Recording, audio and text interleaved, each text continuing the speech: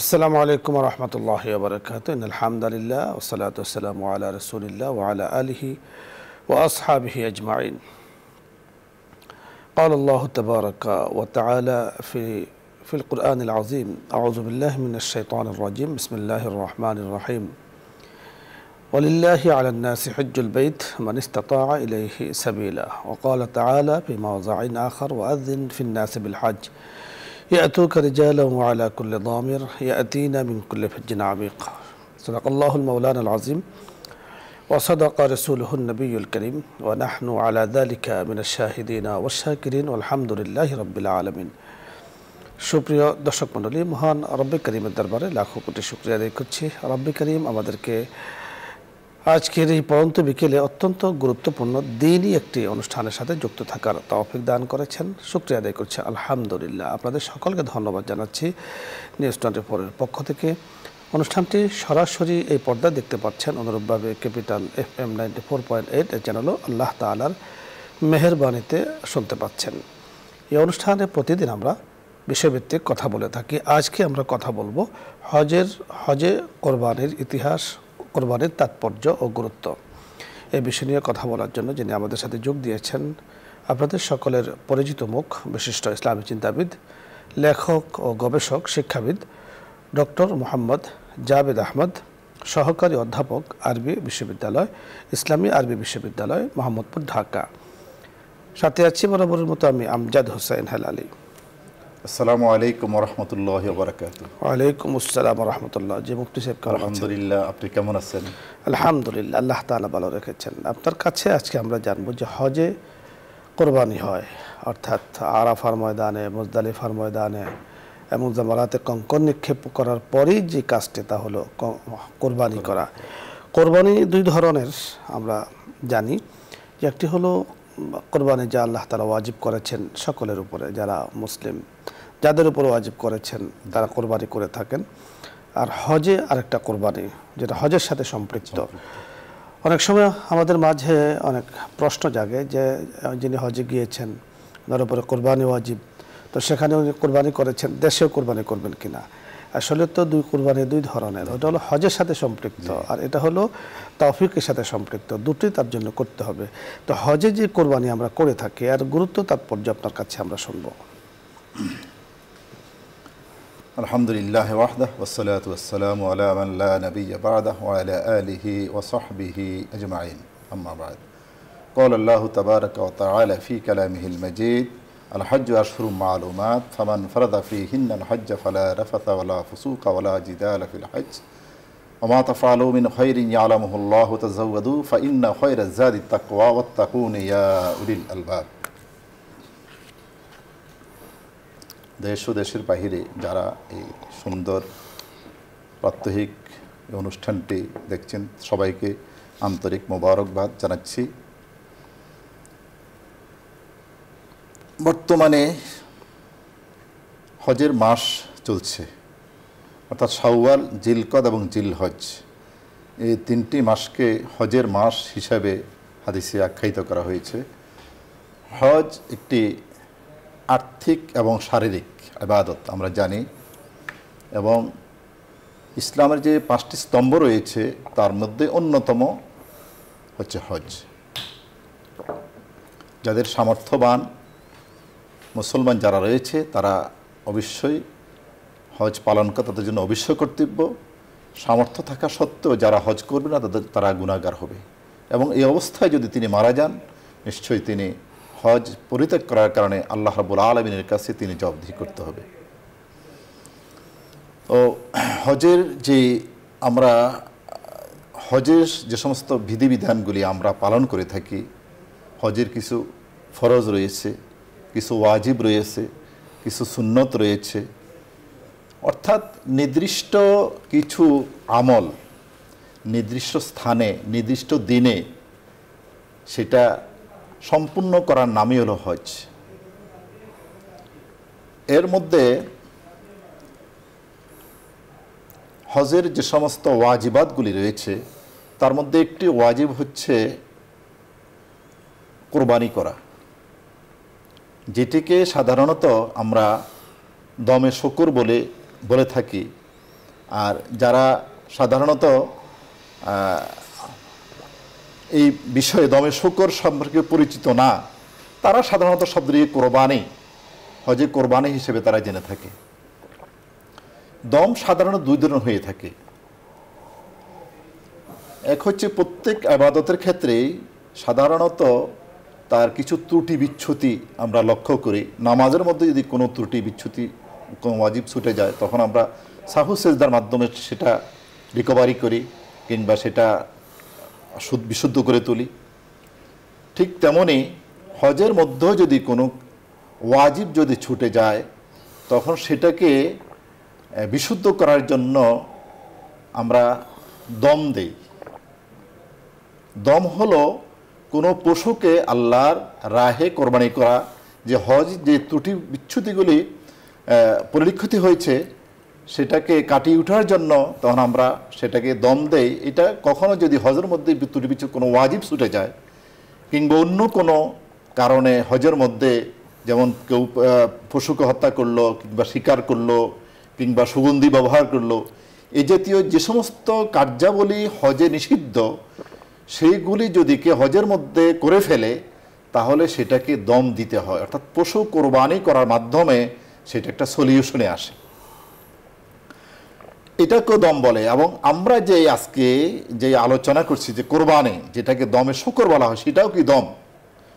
আর এটা হলো ওয়াজিব, যে সমস্ত ওয়াজিব কার্যাবলী আছে আমাদের, আমরা করে থাকি হজের মধ্যে, সেই ওয়াজিব কার্যাবলীর মধ্যে একটি হচ্ছে কোরবানি করা, অর্থাৎ দমে শুকর দেওয়া। সেটি ওয়াজিব কাদের জন্য? যারা হজে তামাত্তু এবং হজে কেরান সম্পন্ন করেছে, তাদের জন্য এই কোরবানি করা ওয়াজিব। যদি এই কোরবানি কেউ না করে থাকে, তাহলে ওই যে পরে যে দম দিতে হবে, সেই দম তারও জন্য ওয়াজিব হয়ে যায়, না হলে তার হজ হবে না। তো ইফরাদ যারা করেন তাদের জন্য এটা বাধ্যতামূলক না, তাদের জন্য রাখা হয় না, শুধুমাত্র হজে তামাত্তু এবং হজে কেরান। কারণ এই দুটো হজের মধ্যে একটু বেশি ইয়া হয় সাধারণত। হজে কেরান যেটা, সেটার মধ্যে একটু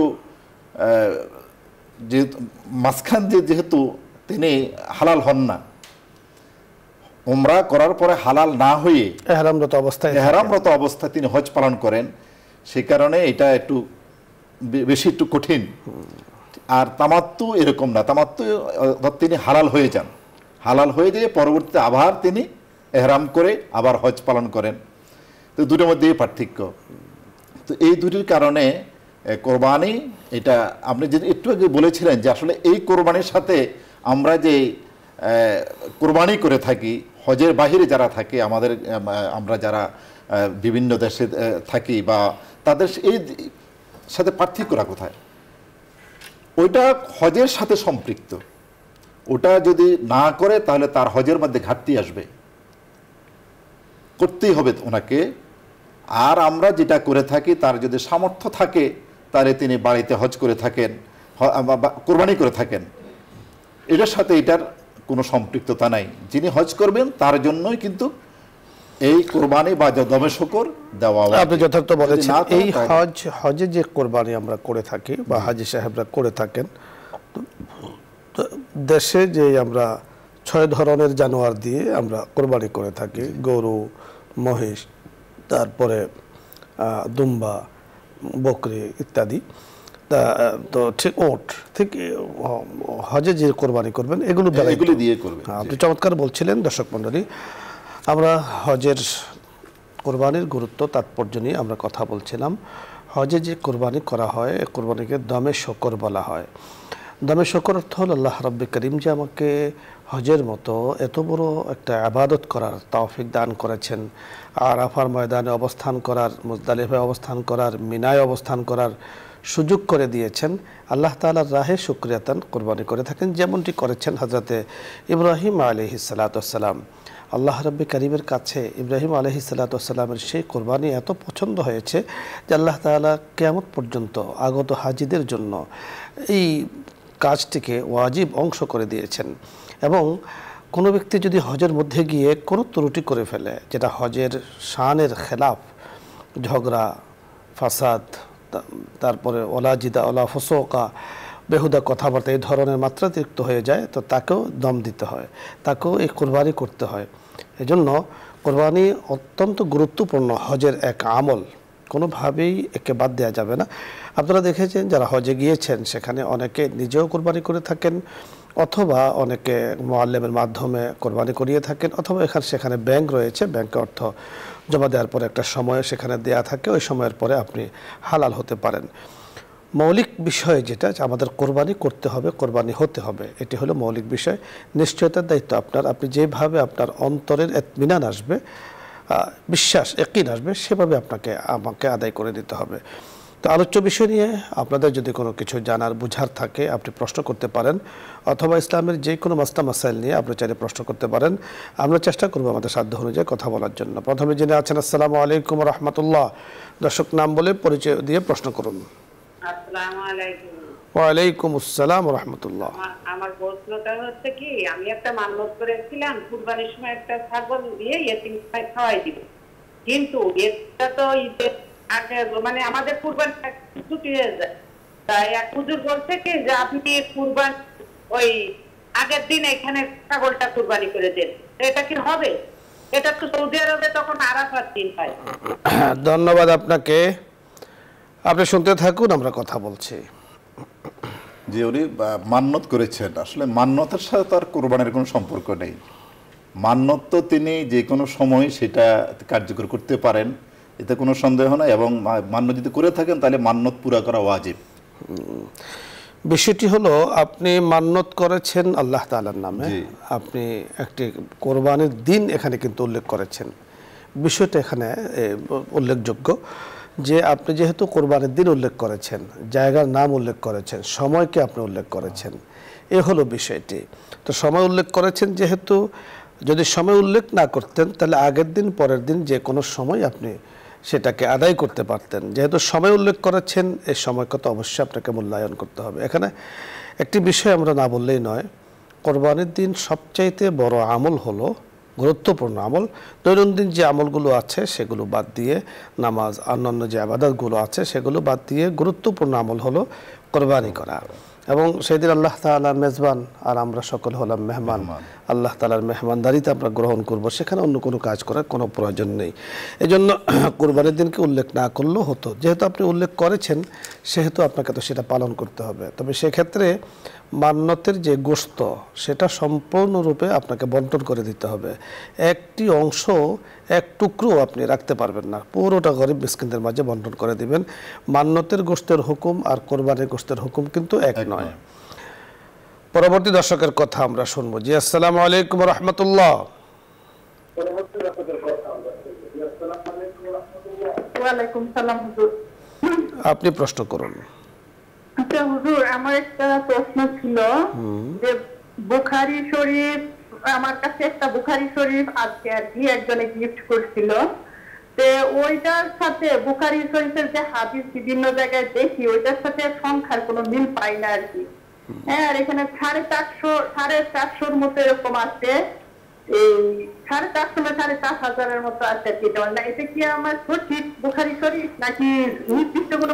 ধন্যবাদ আপনাকে, আমরা বুঝতে পেরেছি, আপনি শুনতে থাকুন, আমরা কথা বলছি। যে আসলে উনি বুখারী তো একটা হাদিসের মধ্যে সবচেয়ে উচ্চ মানের এবং বিশুদ্ধ, কোরআনের পরে যেটা স্থান, বিশুদ্ধ হাদিসের সবচেয়ে গ্রন্থ। বাজারে বিভিন্ন রকম বুখারী শরীফ পাওয়া যায়, কেউ শুধুমাত্র অনুবাদ, কেউ সেটাকে খণ্ড খণ্ড করে কিংবা তাকরার বাদ দিয়ে, পুনরাবৃত্তি বাদ দিয়ে করে, কেউ পুনরাবৃত্তি সহকারে করে, বিভিন্ন রকম কপি রয়েছে। এখন হয়তো উনি যে কপিটি ওনার কাছে রয়েছে সেটা হয়তো একটা ধারাবাহিকভাবে সেটা উল্লেখ করেছে, ওইটা হয়তো ইন্টারন্যাশনাল যে নাম্বার আছে সেই নাম্বারে মিল থাকে না, থাকবে না, এমনই স্বাভাবিক। তবে যেহেতু বুখারী শরীফের কথা বলেছে, এটা বিভিন্ন কপি বাজারে রয়েছে, এটা ইনশাল্লাহ আপনার কাছে যে কপি আছে আমরা যতটুকু বুঝতে পারি এটা বুখারী শরীফেরই অংশ।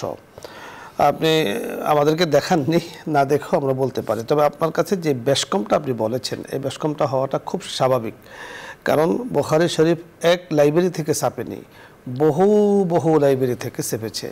এক একজনে এক এক অ্যাঙ্গেলে এক এক পদ্ধতিতে এটাকে ছাপানো হয়েছে। সুতরাং ছাপানোর কারণে কিছুটা বেশ কম হয়ে যায়, পৃষ্ঠার বেশ কম হয়, সংখ্যার বেশ কম হয়, তারপরে ভলিউমের বেশ কম হয়। এটাতে অসুবিধার কিছু নেই। আপনার কাছে যে বুখারী শরীফ আছে আপনি সেটা মাঝে মাঝে পড়ুন এবং বোঝার চেষ্টা করুন। তবে এক্ষেত্রে আপনাকে যে পরামর্শ আমরা দেব, আপনার যে বুখারী শরীফ আছে কিতাব ঠিক আছে নিঃসন্দেহে, তবে শুধু অনুবাদ পড়ে হাদিসের ব্যাখ্যা বিশ্লেষণ করতে যাওয়া ঠিক নয়। কোরআনে কারীমের শুধু অনুবাদ পড়ে নিজের থেকে ব্যাখ্যা বিশ্লেষণ করতে যাওয়া ঠিক নয়। কারণ হাদিসের ব্যাখ্যা বিশ্লেষণের যেমন নিয়ম আছে, কোরআনের আয়াতেরও ব্যাখ্যা বিশ্লেষণের অনেকগুলো নিয়ম আছে, অনেকগুলো ধাপ অতিক্রম করতে হয়, তখন আপনি ব্যাখ্যা বিশ্লেষণ করতে পারবেন। অন্যথায় দেখা যাবে যে আপনি বুঝেছেন একটি, আসলে এখানে বোঝানো হয়েছে আরেকটি। এজন্য লাভের থেকে অনেক সময় ক্ষতি হয়ে যায়। এজন্য অবশ্যই আমরা বলবো আপনি পড়ুন, নিজের দ্বীনি উপকার আপনি অর্জন করুন, এবং আপনার যদি কোনোটা না বুঝে আসে তাহলে কোনো বড় আলেম দিনদার যিনি পরহেজগার, এবং আমাদের মা বোনদের মাঝেও অনেক আলেমা এখন বের হয়েছে, তো ওনাদের সাথে আলোচনা করে আপনি বিষয়টি আপনার নিজের উপকারের জন্য আপনি গ্রহণ করতে পারেন। পরবর্তী দর্শকের কথা আমরা শুনবো। জি, আসসালামু আলাইকুম রহমতুল্লাহ।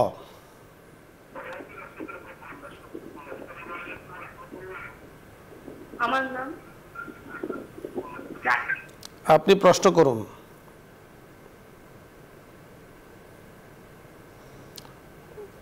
যে নেটওয়ার্কের সমস্যার কারণে হয়তো বা আপনি কানেকশন পাচ্ছেন না। এর পরে দর্শক যিনি আছেন, আসসালামু আলাইকুম।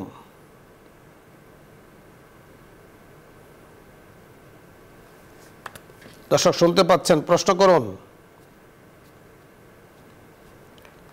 পরবর্তী দর্শকের কথা আমরা শুনবো। জি, আসসালামু আলাইকুম রহমতুল্লাহ। হ্যালো, আসসালামু আলাইকুম। ওয়ালাইকুম আসসালাম রহমতুল্লাহ। সালাম পেয়েছি, আপনি প্রশ্ন করুন।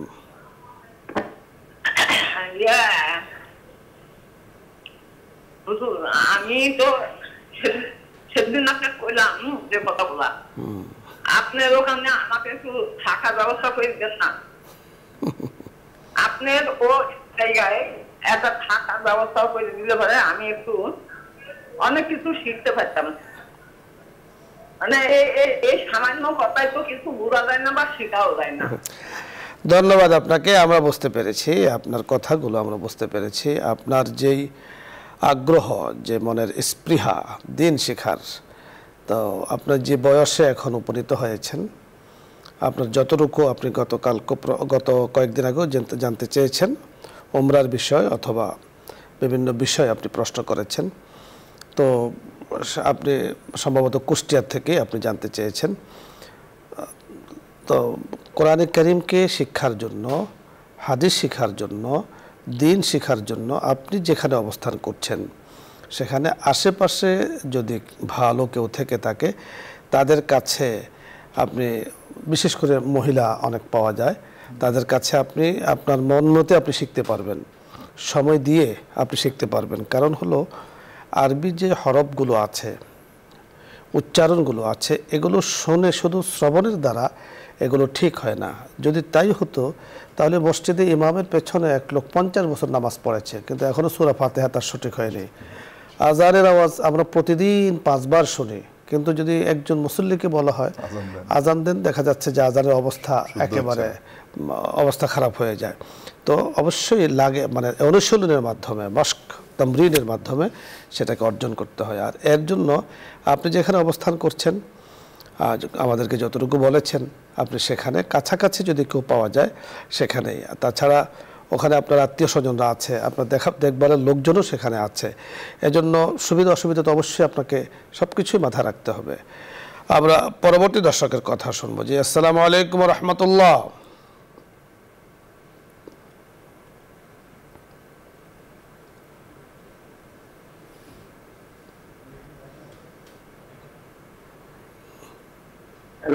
জি, আসসালামু আলাইকুম। আসসালামু আলাইকুম ওয়া রাহমাতুল্লাহ। ওয়ালাইকুম আসসালাম ওয়া রাহমাতুল্লাহ। হুজুর, আমার দুটি, জি বলুন, দুটি প্রশ্ন। একটি প্রশ্ন হচ্ছে, আমি একজনের কাছে টাকা দিলাম 5 লাখ, আমি চুরি করে পুড়িয়ে যদি আমার, আমি তার মাসে 100 টাকা 70 টাকাই বলে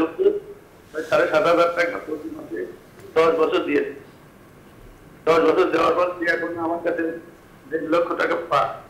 এই যে দিদি 5 লাখ টাকা ডবল দিদি 4.5 লাখ টাকা দিদি আরো যদি 1 লাখ টাকা পায় না দিদি কি আমার কি বাংলার বাংলা দ্বিতীয় প্রশ্ন বলুন। দ্বিতীয় প্রশ্ন হচ্ছে এই যে আমরা নামাজ পড়ি, নামাজ রোজা ঠিকই করি, মা বাপকে করতে পারি না, হালাল হারাম রাখতে পারি না, সম্পূর্ণ করি, এসব আমাদের সমাজ।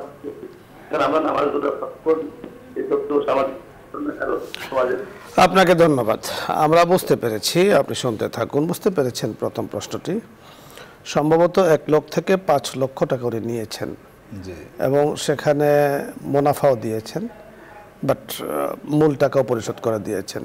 তো মুনাফার থেকে সম্ভবত যতটুকু বুঝতে পেরেছি, কথাগুলো কেটে কেটে আসছে আমাদের কাছে, মুনাফা থেকে এখনো 1.5 লক্ষ টাকা বাকি। এখন ওনার জানার বিষয় হলো, আমি যদি 1.5 লক্ষ টাকা না দিই তাহলে আমার কোনো গুনাহ হবে কিনা।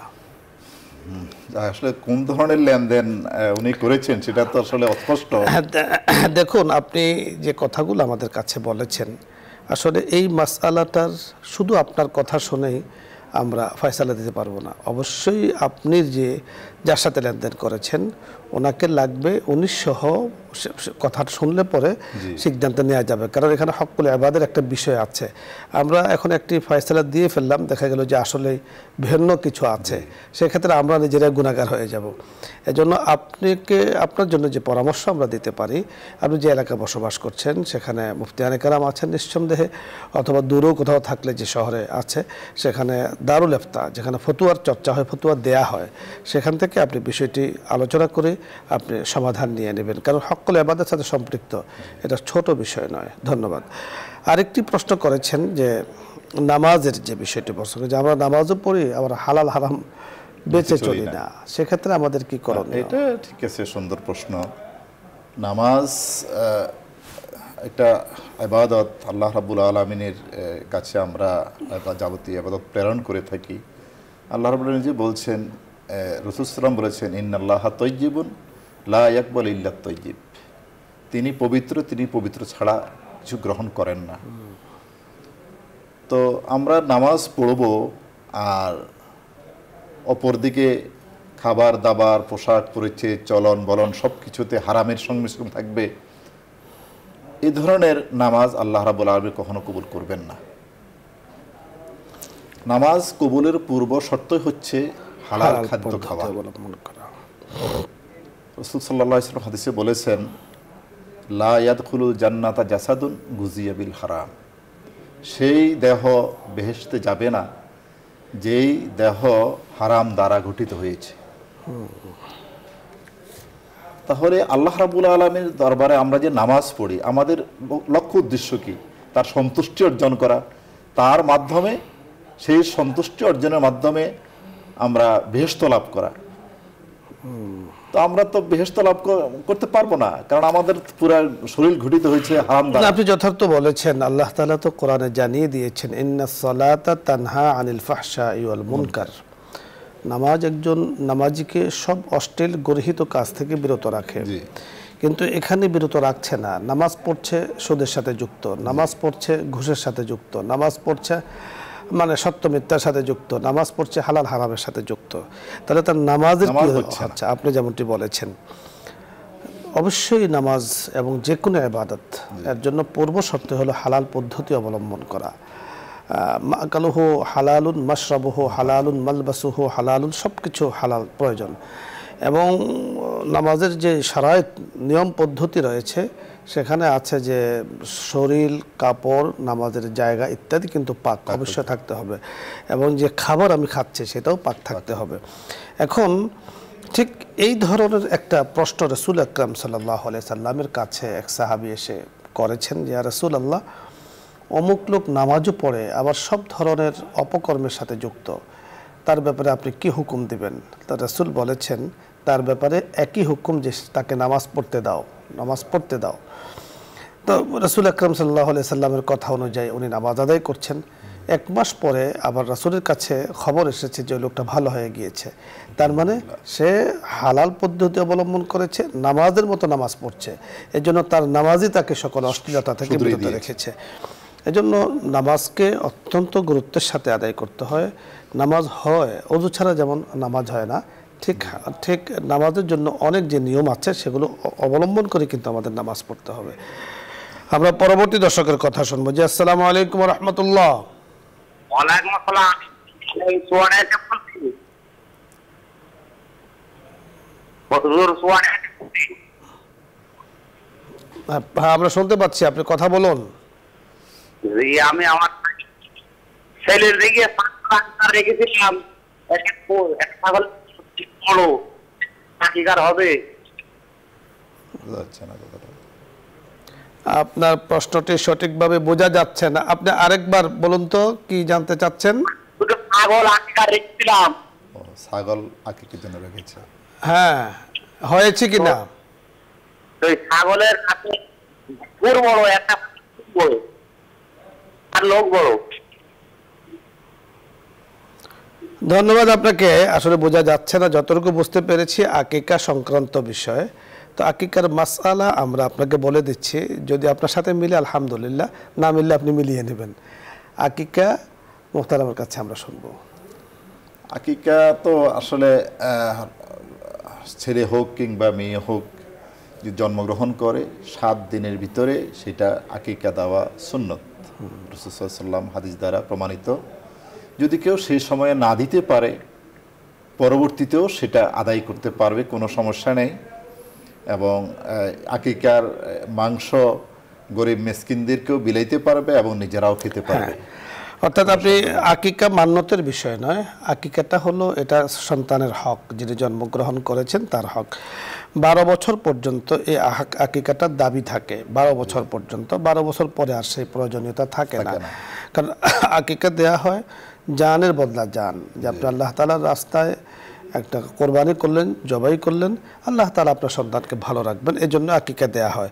তো আপনি যদি 7 দিনের দিন না দিতে পারেন, 14 দিন, 21 দিন দেবেন, এরপরে যে কোনো সময় 12 বছরের মধ্যে দিলেই হয়ে যাবে, কোনো সমস্যা নেই। তবে এখানে মুফতিয়ানে কেরাম সুন্দর একটা পদ্ধতি বলেছেন যে আপনি যদি সময়মতো দিতে না পারেন, তাহলে যেই দিন বাচ্চাটা জন্মগ্রহণ করেছে ঠিক এর আগের দিন আপনি আকিকা দিবেন, তাহলে জন্মের আগের দিন হয়ে যায়।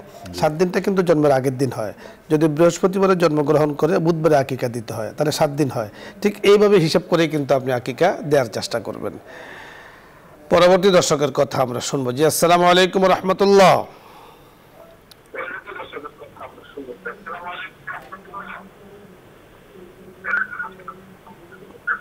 দর্শক শুনতে পাচ্ছেন? প্রশ্ন করুন। জি, আমরা পরবর্তী দর্শকের কথা শুনবো। আসসালামু আলাইকুম।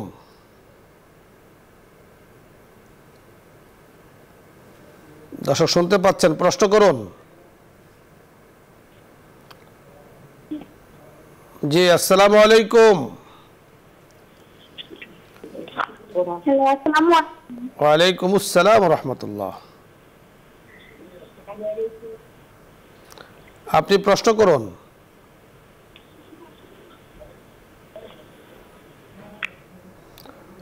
সালাম। পরবর্তী দর্শকের কথা শুনবো। জি, আসসালামু আলাইকুম ওয়া রাহমাতুল্লাহ। ওয়ালাইকুম আসসালাম। জি, পরিচয় বলুন, প্রশ্ন করুন। বলবি পদাদি পান মুজবা নামাজ পড়ে বুঝছেন না? টিভির ভলিউম কমিয়ে কথা বলুন। পদাদি পান দিতে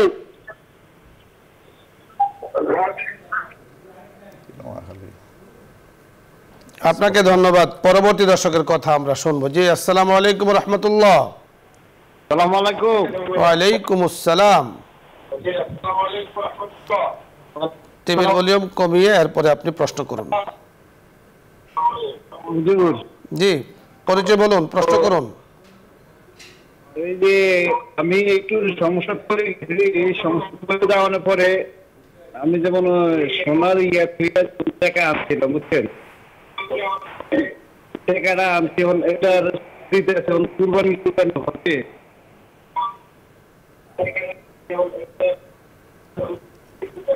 বোঝা যাচ্ছে না। ধন্যবাদ আপনাকে। সম্ভবত কোরবানির কোনো মাসআলা আপনি জানতে চেয়েছেন। যদি কোরবানির মাসআলা হয়ে থাকে তাহলে তো আমরা আপনাকে কোরবানির মাসআলাটি বলতে পারি। তা হলো আপনি যদি ঋণ মুক্ত থাকেন এবং আপনার উপরে কোরবানি ওয়াজিব বলতে কোরবানি যে 3 দিন দেয়া হয় ওই 3 দিন নেশাব পরিমাণ সম্পদের মালিক আপনি হন, আপনার কাছে থাকে, তাহলে আপনার উপরে কোরবানি ওয়াজিব, আপনি সে কোরবানি দিবেন। এখন যদি ঋণ আপনার থেকে থাকে, এ পর্যায়ে ঋণ আছে যে আপনার উপরে নেশাব পরিমাণ সম্পদ নেই, আপনার হাতে টাকা নেই, আপনি পর্যাপ্ত পরিমাণে ঋণে আছেন, সেক্ষেত্রে কোরবানি আপনার দ্বারা ওয়াজিব নয়, না দিলেও হবে। আর যদি আপনি দিয়ে থাকেন তাহলে নফল কোরবানি হবে। ঋণ করে কোরবানি করার কোনো অবকাশ আছে বলে এখানে একটা বিষয় আছে যে অনেকের কাছে টাকা পয়সা নেই, ঋণী, কিন্তু ঐতিহ্য ধরে রাখার জন্য উনি কোরবানি করে থাকেন, যে আমার বাবা কোরবানি দিয়েছেন, আমার দাদা কোরবানি দিয়েছেন, আমার বংশে কোরবানি হবে না, এটা হতে পারে না। যার কারণে বেচারার কাছে টাকা নেই, অনেক সময় দেখা যায় ঋণ করে, আবার অনেকে আবার আল্লাহ মাফ করুন এই ধরনের হয়ে থাকে যে সুদের উপরে নিয়েও যদি এই ধরনের কিছু করে থাকে, এটা সম্পূর্ণ নাজায়েজ একটা পদ্ধতি। কারণ হারাম দিয়ে আমরা একটু আগে বলেছি কখনো ইবাদত হয় না। আপনি ঋণ করে কি প্রয়োজন আপনার উপরে? তাহলে আপনি কোরবানিটাকে তো শুধু নিরেট গোশত খাওয়ার জন্য অথবা প্রসিদ্ধি পাওয়ার জন্য অথবা বংশীয় ধারাকে রক্ষার জন্য আপনি দিচ্ছেন অথবা নিচ্ছেন, এটা কিন্তু ঠিক নয়। কোরবানি একটা ইবাদত, আল্লাহ তাআলার কাছে গোশত, মাংস, রক্ত, রশি কিছুই পৌঁছে না। ওয়ালাকিন ইয়ানালুহুত তাকওয়া মিনকুম, দিলের কথাগুলো আল্লাহ তাআলার কাছে পৌঁছে। তো তাকওয়াটা হলো মৌলিক বিষয়। ইবাদত আপনার উপরে ওয়াজিব হলে আপনি দেবেন, ওয়াজিব না হলে আপনি না দিলেও আল্লাহ আপনাকে পাক করা হবে না। যদি না ওয়াজিব হয় এরপরও আপনি দিয়ে থাকেন, তারপর আপনি সওয়াব পেয়ে যাবেন, কোনো সমস্যা নেই। আমরা পরবর্তী দর্শকের কথা শুনবো। জি, আসসালামু আলাইকুম ওয়া রাহমাতুল্লাহ। হ্যালো, আসসালামু আলাইকুম হুজুর। ওয়া আলাইকুম আসসালাম। আমার দুটো প্রশ্ন ছিল হুজুর। জি বলুন। প্রথম প্রশ্নটা হচ্ছে যে শুক্রবারের দিন মারা গেলে নাকি হুজুর যে কবরাটা মাদ্রাসা মৃত্যু হয়। জি, দ্বিতীয় প্রশ্ন বলুন। দ্বিতীয় প্রশ্ন যে আমার একটা ছোট বাচ্চা আছে 2 বছরের, ও না আমি নামাজ পড়তে চলে কিছুতেই সামনে থেকে নড়ে না, খুব কান্নাকাটি করে, হিজাব ধরে টানাটানি করবে, আবার সেজদা দিতে দেয় না, আমি সরে গিয়ে আমরা বুঝতে পেরেছি, ধন্যবাদ আপনাকে। আমরা কথা বলছি, আপনি শুনতে থাকুন। আপনি যা বলতে চেয়েছেন পুরোটাই আশা করছি আমরা বুঝতে পেরেছি। শুক্রবার দিন যদি কেউ মৃত্যুবরণ করে, আমাদের সমাজের একটা প্রচলিত কথা আছে যে সে অর্থাৎ কবর আযাব হবে না। তো যার কবর আযাব না হয় সে তো ভালো জান্নাতি। তা আসলে বিষয়টি কি এরকম নাকি? হ্যাঁ, শুক্রবার নিশ্চয় একটা সাইয়্যিদুল আইয়াম বলা হয়, যে দিনসমূহের মধ্যে একটা উত্তম দিন হচ্ছে শুক্রবার, এতে কোনো সন্দেহ নাই। তবে শুক্রবার দিন মৃত্যুবরণ করলে যে কবর আযাব হবে না, এটা হাদিস দ্বারা প্রমাণিত নয়। কারণ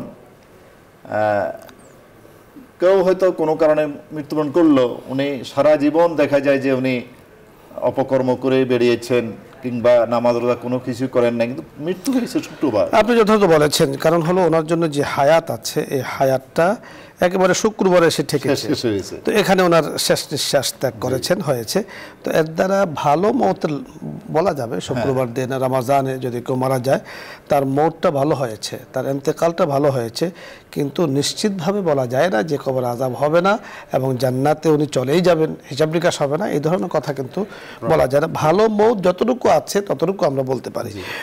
আপনার বাচ্চা রয়েছে, আপনি যখন নামাজ পড়েন সামনে চলে আসে, আপনার জায়নামাজে শুয়ে থাকে, পেটের উপরে ওঠে, এতে করে আপনি এই কাজ করার দ্বারা আপনি খুব খেয়াল করে শুনুন, রাসূল আকরাম সাল্লাল্লাহু আলাইহি ওয়াসাল্লাম যখন নামাজে দাঁড়াতেন, হযরত ইমাম হাসান হোসেন রাদিয়াল্লাহু তাআলা আনহু রাসূলের পিঠের উপরে উঠে বসে থাকতেন, যে পর্যন্ত ওনারা না সরতেন রাসূল মাথাকে উঠাতেন না।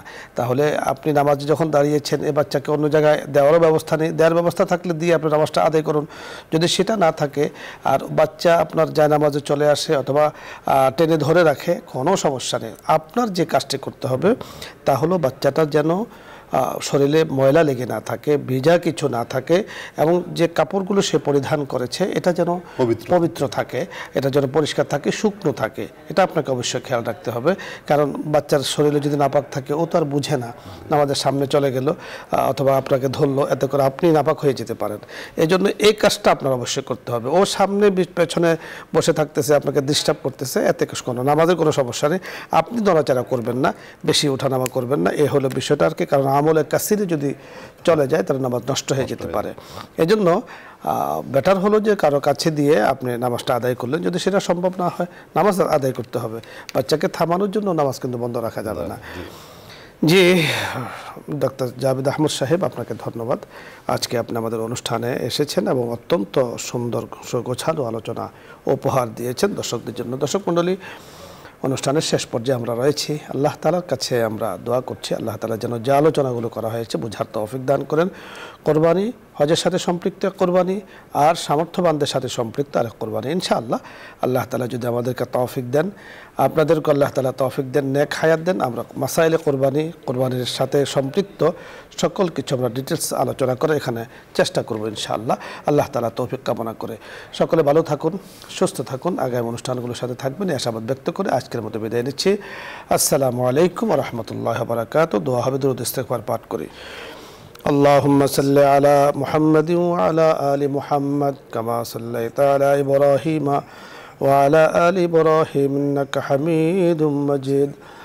اللهم بارك على محمد وعلى آل محمد كما باركت على إبراهيم وعلى آل إبراهيم إنك حميد مجيد. أستغفر الله ربي من كل ذنب وأتوب إليه. لا حول ولا قوة إلا بالله العلي العظيم. الحمد لله رب العالمين والعاقبة للمتقين وعلى آله وأصحابه أجمعين. ربنا وآتنا ما وعدتنا على رسلك ولا تخزنا يوم القيامة إنك لا تخلف الميعاد. رب اجعلني مقيم الصلاة ومن ذريتي ربنا وتقبل دعاء. ربنا اغفر لي ولوالدي وللمؤمنين يوم يقوم الحساب. يا الله يا كريم, আমরা গুনাহগার বান্দারা আপনার শাহী দরবারে হাত তুলেছে। মাবুদ গো, মেহেরবানি করে আমাদের জিন্দেগির গুনাহগুলো আপনি মাফ করে দেন। يا كريم يا ستار العيوب يا غفار الذنوب يا راحم المساكين, মেহেরবানি করে আমাদের মুরব্বীরা যারা কবরবাসী হয়েছেন তাদের জিন্দেগির গুনাহগুলো আপনি মাফ করে দেন। মেহেরবানি করে ইসলাম আমরা এই অনুষ্ঠানের সাথে যারা আমরা যুক্ত আছে, মেহেরবানি করে আমাদের সকলের জীবনের গুনাহগুলো মাফ করে দেন। দুনিয়া আখিরাতে আপনি কল্যাণের ফয়সালা করে দেন। মাওলাই করিম, আমাদের এই যুক্ততার মধ্যে আপনি ইখলাস দান করেন। সব ধরনের রিয়া থেকে আমাদেরকে আপনি হেফাজত করেন।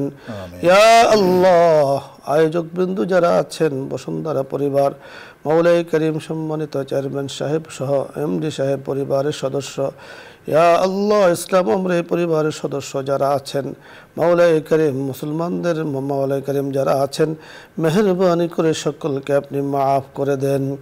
तमाम হাজাতগুলো গায়েব থেকে আপনি ব্যবস্থা করে দেন।